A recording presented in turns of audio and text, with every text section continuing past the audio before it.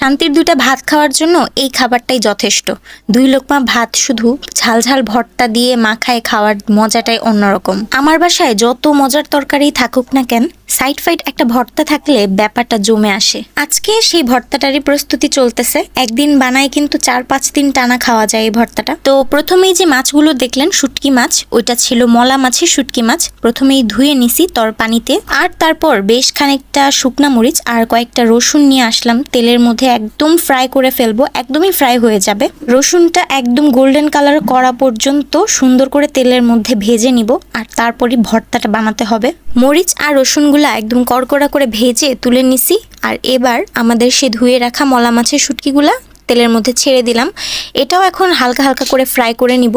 একদম মুচমুচে ভর্তাটা হবে, মানে এই মলা মাছের শুটকিটা ভেজে নেওয়ার কারণে ভর্তা বানানোর পর জিনিসটা অনেক মুচমুচে হবে, খেতে ভালো লাগে অনেক। 2টা নলা ভাত